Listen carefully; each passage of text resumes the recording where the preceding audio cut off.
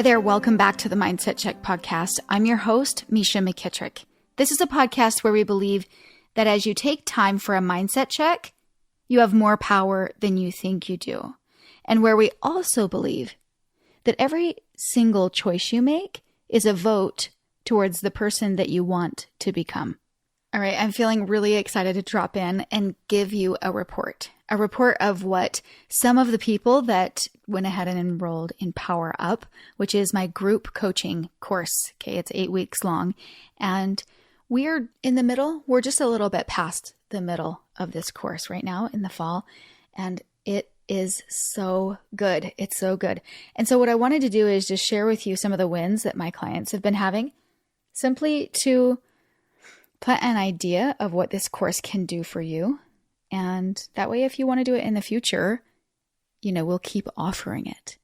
So we would love for you to join us the next time around. One of my clients said, Misha, I have never felt peace in my whole body, in my mind, and in my heart like I have since I started this course with you. Another one of my clients said, my husband has been asking what is going on with me. Such a win. Another one claims that she's been experiencing miracles within her family relationships. And then I was just talking to another one of my clients today, and she said, Mish, after our first one-on-one, because when you sign up for the group coaching, you get 2 individual one-on-one sessions with me. And she said, after our first one-on-one session, I had the vision of a new possibility that I didn't see before. And it led to an overwhelming sense of joy. Oh, you guys, I just love wins. I love them. It feels fulfilling for me, and it feels really like such a payoff that everyone in the course, that they are experiencing transformation, breakthroughs, wins. That's where it's at. It's so good.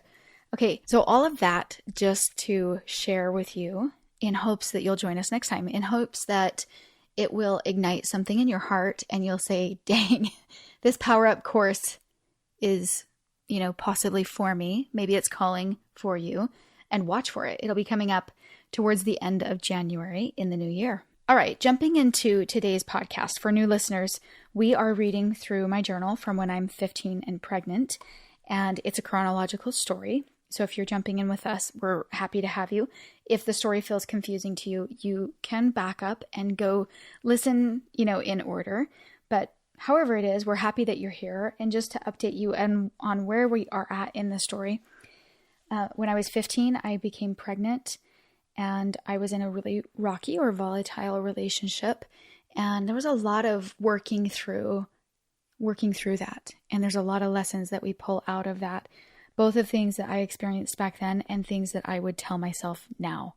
So because of the content, it allows us to dive into really juicy things about life and helps us to look at life not just from my perspective when I was 15, but where you're at right now in life, because life can throw curveballs at you, curveballs that when you can just get your mind around it a different way, all of a sudden you can handle it better.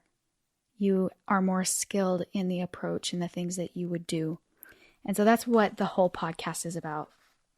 In this episode, there are a lot of people mentioned because we went camping with a bunch of Jesse's family. And so some of them you'll recognize. They're basically nieces, nephews, and brothers, sisters, brother-in-laws, that kind of thing. There's also some friends mentioned, Zach and Jackie. Just know that they're friends, and you don't really need to understand anything other than knowing that it's family and friends that are mentioned. I also mentioned Jane in this episode, and Jane, there's like an entire episode dedicated to Jane because she's such an influence in my life. And that was the episode about a mentor. So if you want to go back and listen to that, that's who Jane is. And I just also wanted to give you a little bit of a warning that this podcast talks about some adult things. It's not super in depth, but I just wanted to give you that warning in case if you're listening with littles in the car. All right, let's jump in.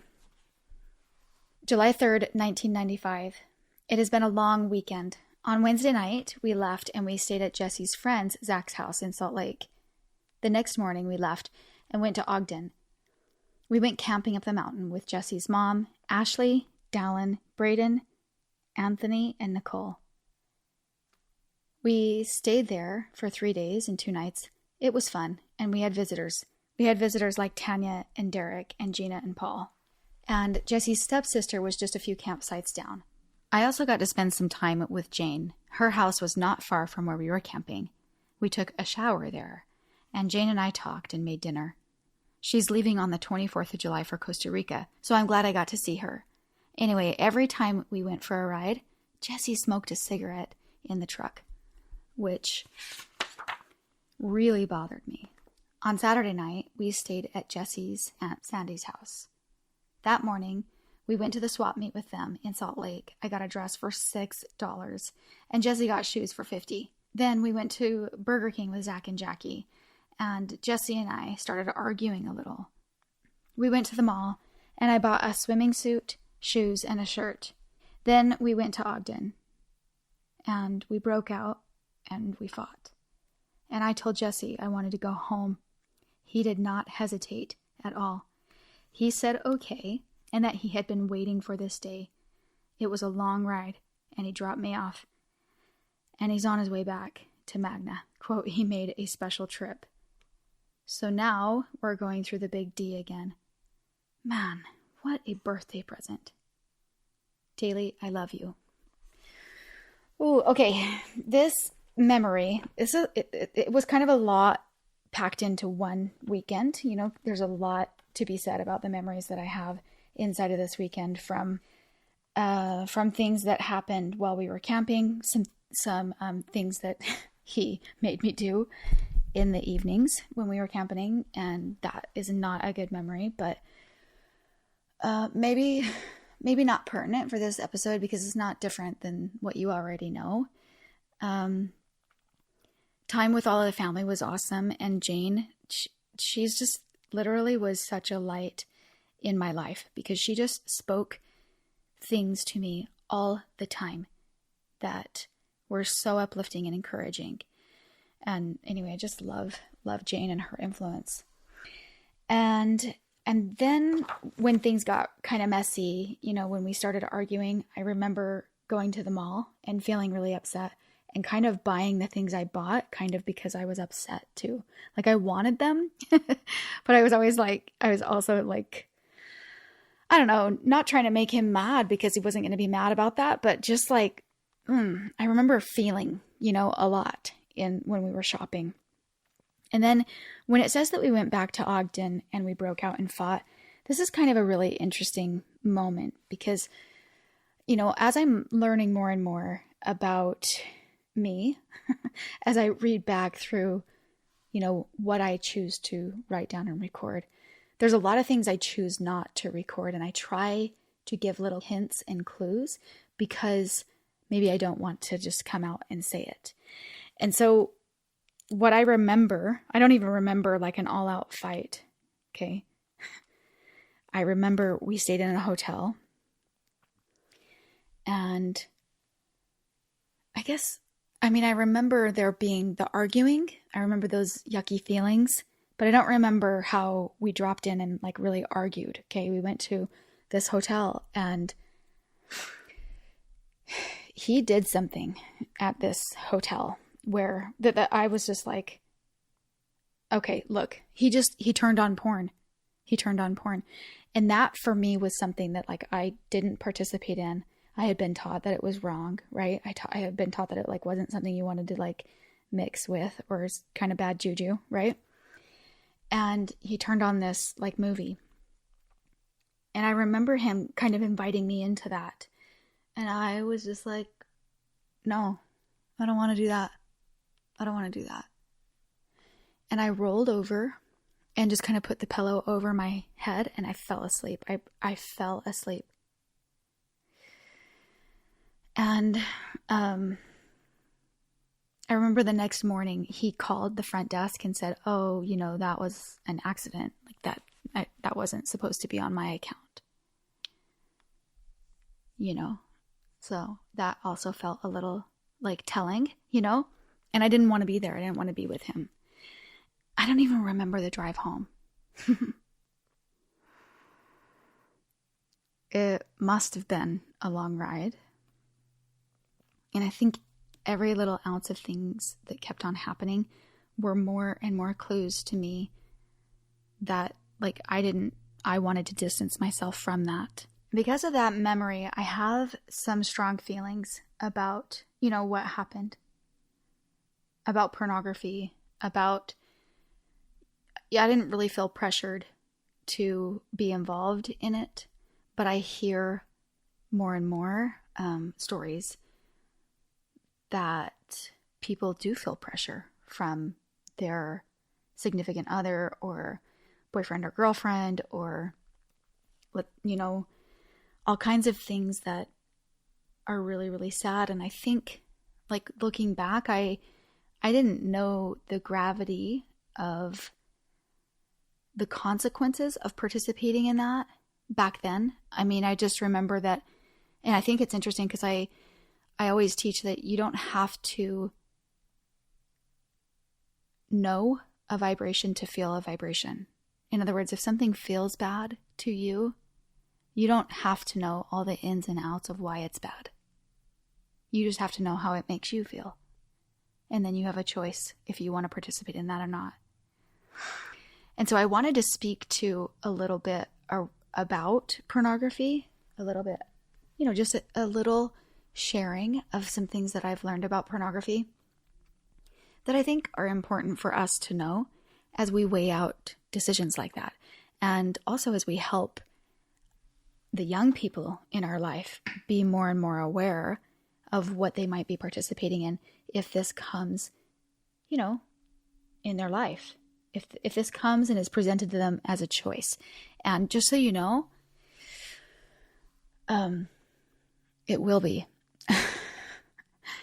Our world has been penetrated on a level, like a really, really high level, in a way that it's almost difficult to live this life without being exposed to it, right? Especially generationally, our kids, the kids we're raising right now.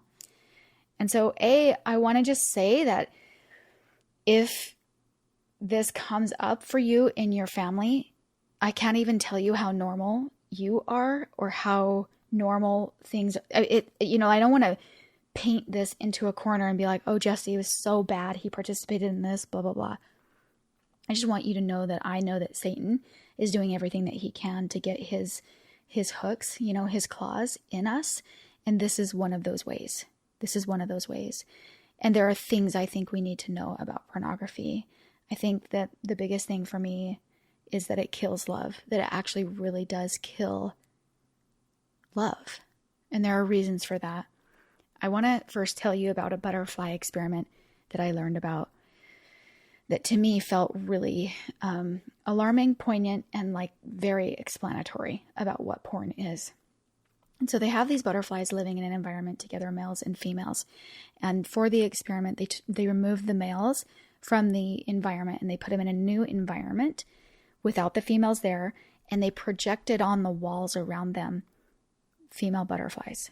And the female butterflies that they projected were a little bigger and they were a little more colorful.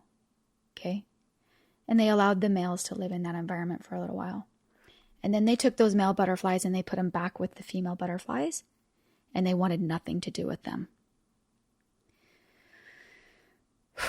Like really great visual example and, a little bit of an experiment to see how porn kills love. It messes up our brain around what love should be. And it's not realistic at all. And I love diving into, and I think that our children need to be taught some things around this, like the butterfly experiment. I think every kid should watch Ted Bundy's interview, the last interview that he did. It's on YouTube. And where he kind of talks about how porn was such an influence for him when he started going in the wrong direction, and how excited sometimes it can make your brain. And if you are around that and it's heightening levels and you're also being exposed to violence and so forth, it changes you as a person. And then knowing that most pornography leads to aggression, because they are planting messages inside of that. Another thing that I think is really great is a video called Why I Stopped Watching Porn by Ran Gavrelli. I think that's how you say his name, but on YouTube. And he talks about the industry. He talks about when porn is supported, what you're actually supporting, like the lifestyle you're supporting. If you actually think about those people as people and what their future holds, they can no longer get certain jobs or professions once they've entered into that. And they think in their mind they want to be this porn star. And there's so many people who end up as like washed up porn stars, and it's social death, right? Then they end up working in industries like brothels, massage parlors, escorting, and so forth, because they actually don't make it in the industry and their future has been so dimmed, of what's possible to them. And so he talks about how he stopped contributing to how because he stopped participating in that because he knew that he was contributing to the demand of it. And he feels so strongly that we have to stop contributing to the demand because of who it's making the people, right? So it's who it makes you first, and then who the people you're supporting, who they're becoming. I think it's there's a really great resource called fightthenewdrug.com or Porn Kills Love. Like their whole slogan is Porn Kills Love. And they are up to amazing things. They talk about how it's mind control, it's addiction, it changes the very essence of who you are, it desensitizes you as a human. They also talk a lot about how, it controls you and it handicaps your ability to connect in healthy human ways. And it makes you believe that love, like real love, doesn't really exist. And so we have these human beings walking around who are desensitized. And this is one of those reasons.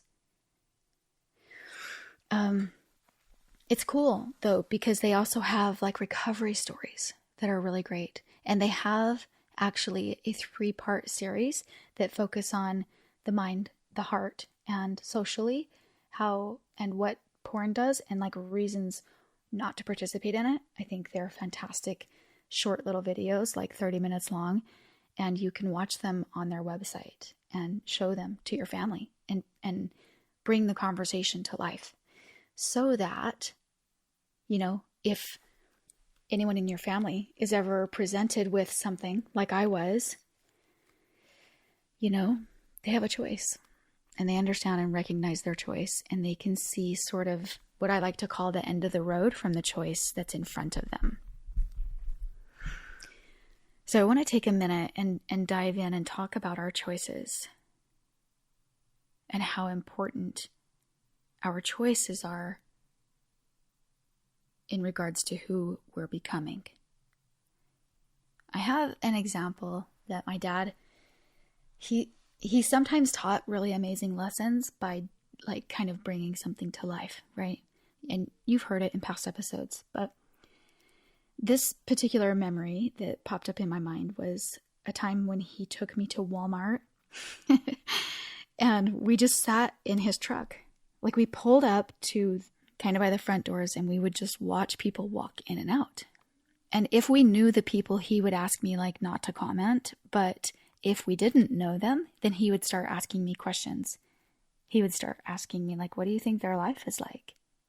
Do you think they're happy? Do you think they're sad? Do you think they have money? Do you think they are educated? Do you think their house is clean? Do you think, and we would just go through things, and he just allowed me time to like picture what I thought these people, what their lives were like. And, we both knew that no matter how well I guessed, I could be totally off base, completely off in left field. But that wasn't the point. the point of this interaction was that I was actually able to think about the end of the road. Okay? In essence, what do you want to be when you grow up? What kind of person do you want to become? And what are the choices that you would need to make now to arrive at that destination? And I think that a little bit of future envisioning is super good no matter what age we are. It's great for us to sit and do that same thing with our children and to allow them the space to see, choices and the effect of choices. And I think it's also a really great thing for us. And I always think too, sometimes people watching is just such a cure for so many things, because I've sat out in front of Home Depot and done the same thing by myself, watching people, especially when I needed to be reminded of reality, people, and real people. If you go sit out in front of Nordstrom, you're not catching people who are in their grubs halfway through like a paint project trying to like accomplish life, right? If you sit out in front of Nordstrom and you watch people go in and out, maybe you're getting their best moments or their best days when it's a shopping day and it's fun. So think about that.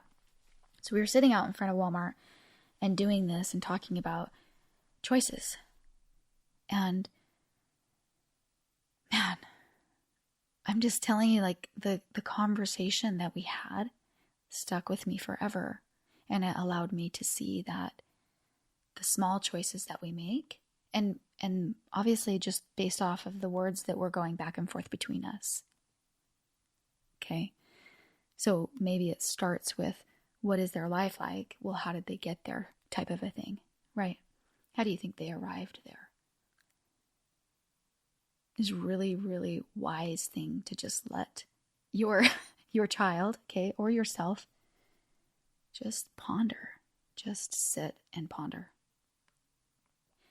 To understand that choosing who you want to be and what you're signing up to be with every single choice that's in front of you.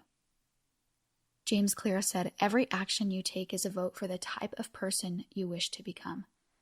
No single instance will transform your beliefs, but as the votes build up, so does the evidence of your new identity.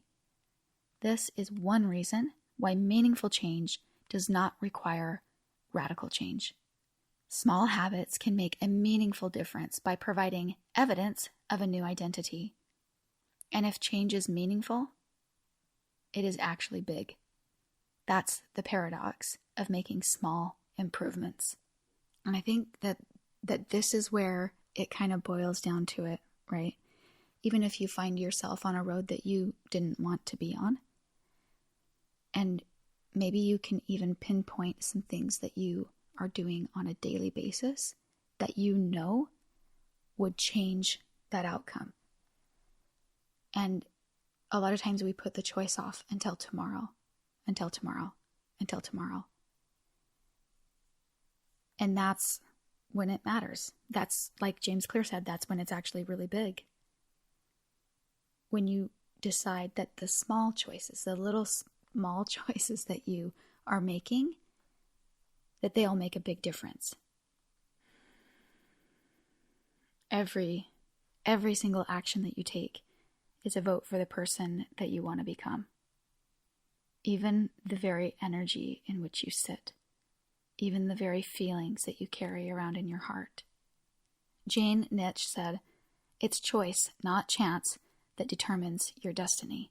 And another part about choice that I think is so important, so important in you harnessing in the power of your living of your life. It's important to understand that who you're becoming has everything to do with your willingness to do what you know is next for you. So things are going to come to us and we're going to have small choices, right? Like just day-to-day choices that will influence us, right? And those are ones that we're trying to, it's like saying yes or no. The very action of it is a vote for one way or the other. But we also have things that are dropped into our heart, right? Little ideas, little things that you know are next for you in your living. And it's an action that we are being, prompted or propelled towards taking.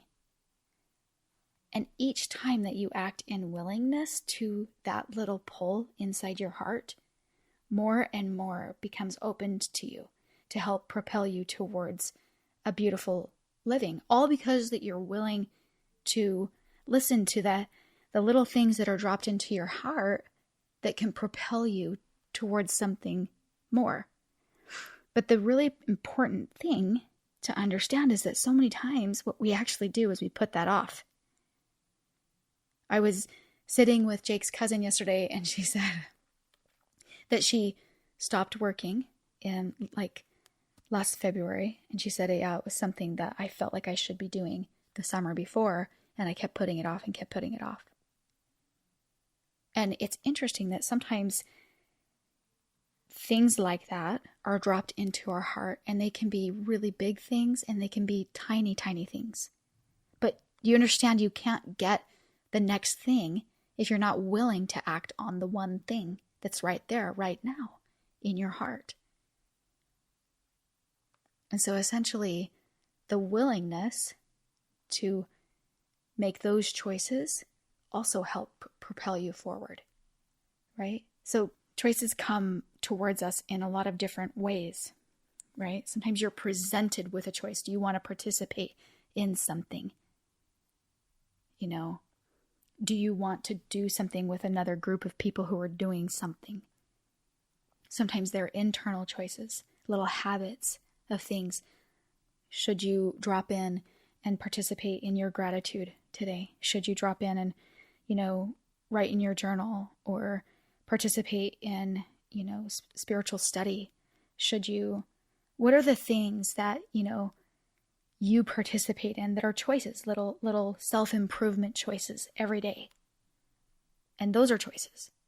But then you have the little things, like I said, that come across your heart. So there's all different types of choices. And it's important to also understand that even the small choices that we make, they are what is creating our patterns inside of our brain and our default thinking. Okay? Even the choice on what you want to focus on. We always talk about what else is true, right? Maybe there's something blaring in front of your face about your spouse, but you can also choose to focus on something else about them that's amazing. And knowing that what you focus on grows, right? That's like the outward ways in which we affect the things around us. And the ways in which we think, because that also comes down to how we're thinking in our mind. Whether or not we can step in easily to give someone else the benefit of the doubt, that's a brain pattern. Whether or not we can teach ourselves to see the bright side and to stay in happy feelings instead of carrying around a little brick in our heart. Those are brain patterns. That's ways that we train our brain by the choices that we make. The choices that we make in our thinking. So it's not just what you want to participate in, with another person, in a group of people, or outward actions. It's also the choices that we make inside of our brain. And I'll just illustrate this for you. And if you've heard me say this, let's drop in again and just walk through why. Okay, why? Because inside of our brain, we have these neural pathways. And when they're really, really strong and strengthened, that's a habit. It's a way of thinking or a way of being, something that we do easily. And if it's a neural pathway that's not really thick and developed, then it would be as thin as a hair. And if it's as thin as a hair, it's something that doesn't come, natural for us. But the more that we choose that choice, that we do want to be part of our life, or that we do want to be more of a regular way of thinking, the more we choose that choice, the more we build that neural pathway. And the more we build that neural pathway, the opposite neural pathway, okay, the one that we're not choosing anymore, becomes weaker and weaker and weaker.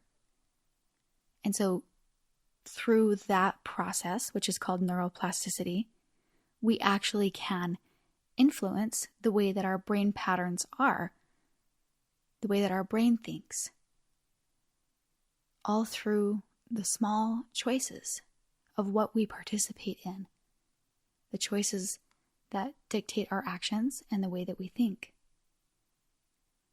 And we know that if we can get inside of that and we can make great choices inside of that, then we also get to alter how we feel on a day-to-day basis. It's a really beautiful thing. I have a story called Goose Nest, and it was written by a 12-year-old boy. When I was about 12 years old, my girlfriend and I were in her barn, saddling a horse for a joyride. Suddenly, her family's goose and gander came through the barn door, honking and flapping their wings. They were headed right for me, so I started backing away. The geese became even more excited and started pecking at me fiercely. The farther I inched away, the madder they got. Mercifully, my friend yelled over the racket, "You're backing into their nest!" If only I had known that a few moments sooner, I could have walked toward them, away from the problem, and my legs would not have been so black and blue. I learned an important lesson that day about going in the right direction and about valuing another's viewpoint. Sometimes we become convinced that our perceptions are correct, that we're doing all we can do, or that if we can simply run faster or longer, our problems will be solved. But nothing will get better if we're going the wrong way. And so essentially, I wanted to bring that story into the podcast today to help us understand that the choices that we're making, even in tight moments, they affect the outcome. It affects the outcome short term, and it largely affects the outcome long term. Gathering advice from people around us helps us. Gathering perceptions from other people helps us.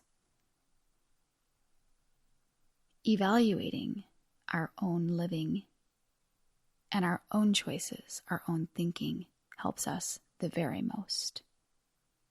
Socrates said, "An unexamined life is not worth living." I love that quote, and I've had it in the back of my mind since college. Nathan Hill said, "If you make the easy choice every day, then it becomes a pattern, and your patterns become your life."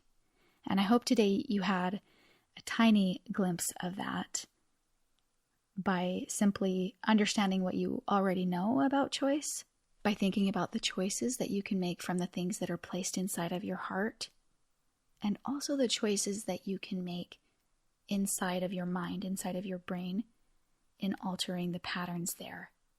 And I hope through that you see that through your choices, through every single choice that you make, the way that you're voting for the person that you want to become, and I hope that through that you see that you have more power than you think you do. And hey, because our stories help others, I wanted to encourage you once again to share yours. If you have any insights, breakthroughs, or anything that helped you move through the day because of the things that we talk about on this podcast, I would really love it if you will share.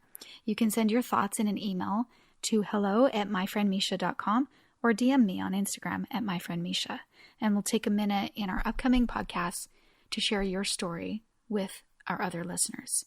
Also, I wanted to suggest that if you want to support this podcast in moving forward, and you're on Amazon anyway, buying everything in your life, especially in this upcoming Christmas season, I would crazy appreciate it if you do it through my affiliate link. It doesn't cost you more money, but it sends a kickback to my friend Misha and helps support this podcast.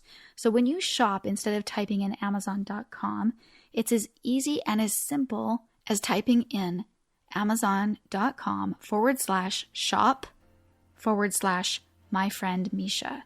And that's MESHA. And hey, thank you so much for letting me walk through a small part of your journey with you today. Remember that as you take time for a mindset check, when you stop and really evaluate your life and you see the choices that are in front of you, you have more power than you think you do. Until next time, my friend.